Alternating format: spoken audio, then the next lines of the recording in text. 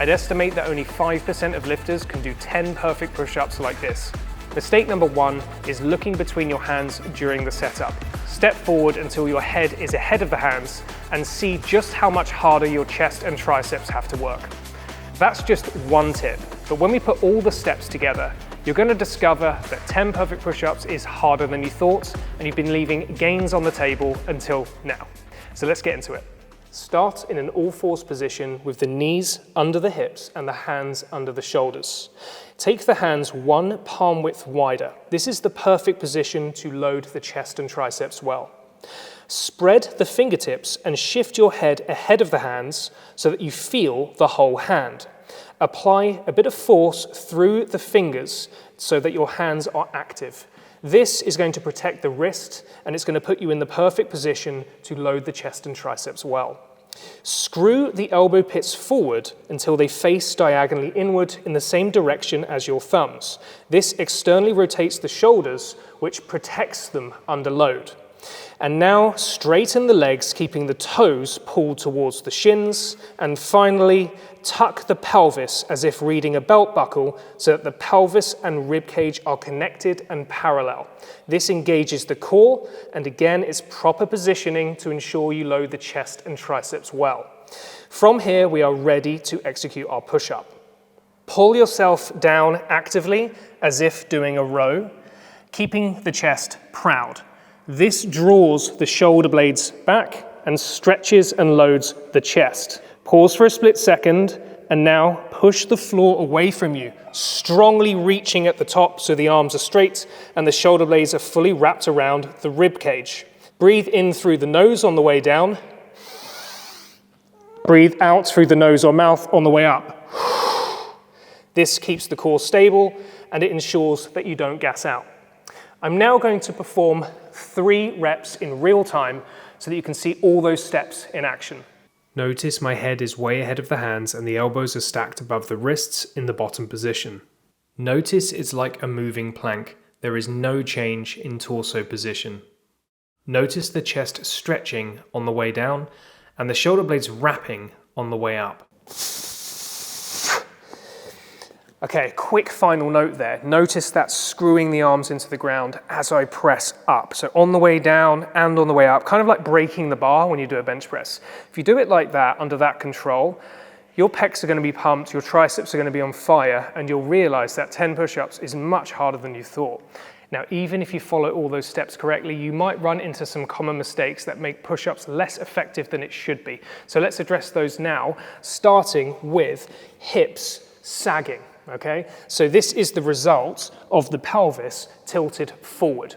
There's no core activation, the back is not straight, and we're probably going to feel some strain in the lower back. So the fix is to tuck the pelvis, and the cue I like is to imagine reading a belt buckle like so, and think about maintaining that tuck throughout. So again, imagine you got a belt buckle on, okay, right now it's facing here, and we want to tilt that towards our face.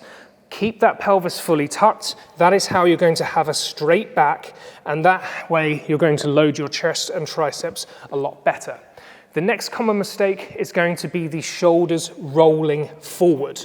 So look at the shoulders, they're hiking and rolling. Now, if you do this, you are going to find that you feel the shoulders and the triceps, but you will not feel any chest, because you're literally not stretching and loading it. This is a scapular stability issue, and it's corrected by being active on the negative, meaning on the way down, you imagine like you're doing a row, contract the back, pull the shoulder blades back like so. Okay, so from this position, we don't let gravity just passively pull us down, we actively pull ourselves down to pull the shoulder blades back, stretch and load the chest. Next common mistake is the elbows flared out like a T here. This is a very unstable position for the shoulder, and it's very weak. And it's the result of not screwing the arms into the ground. So we've got to make sure those fingertips are facing forward, and from here, we've got to make sure that we screw the elbow pits forward, turn the biceps up. That is going to externally rotate the shoulders, create torque, and now the elbows are going to track at more like a 45-degree angle here. That is very safe on the shoulders and it's going to load the chest and triceps a lot better. Next, we've got the top position of a push-up. Now, this is not the top position of a push-up, okay? So watch this, boom, that's the top position of a push-up. What happened? I reached into the ground to wrap the shoulder blades around the rib cage. So most people are finishing their push-up here, they're just straightening the elbows. That's not good enough. That is the end position there. This is one of the great benefits of a push-up. It works those shoulder blade protractors, which are notoriously weak.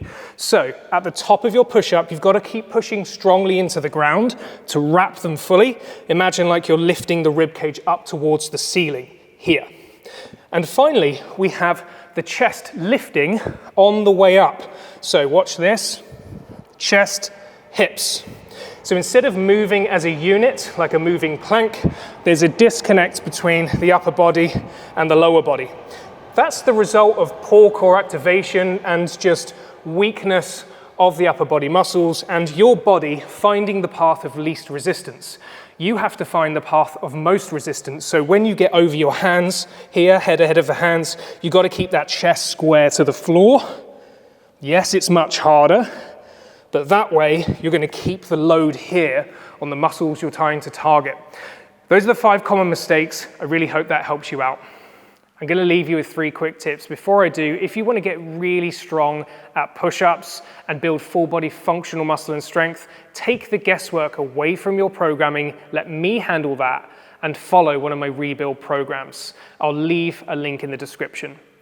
First quick tip, control the tempo. Lower down for 2 to 3 seconds, pause for a split second, then drive up. Most people fly through their push-ups and they do 10 reps in about 10 seconds. That is not enough time under tension to build muscle. Do it like this and it's more like 40 seconds of time under tension. You're going to feel the difference. So leave the ego at the gym door, slow it down, get better gains. Tip number 2, if you're working up to 10 perfect push-ups, here's a great way to do that. Break your 10 reps down into clusters. So for example, do 5 reps, rest 10 to 15 seconds, do 3 reps, rest for 10 to 15 seconds, do 2 reps. This is a fantastic method because you still get the same overall volume, but by breaking it down, you preserve your technique throughout. You can then increase the number of reps, decrease the number of clusters until you can string together 10 perfect reps. And lastly, program push-ups periodically in your programming. They're uniquely different to bench press variations where your shoulder blades are pinned. With push-ups, the shoulder blades move through a full range of motion, and that protraction that we've talked about is essential to work those scapular muscles like the serratus anterior that are notoriously weak, and those muscles are essential for shoulder function. So it doesn't matter if you're a beginner or advanced, they're scalable, program them periodically. That's a wrap on this video. I really hope that gets you excited about push-ups. We can cover regressions and progressions another time, like band-resisted push-ups, which are one of my favorite exercises. So we have that to look forward to and more. Thanks so much for watching. I'll see you in the next one.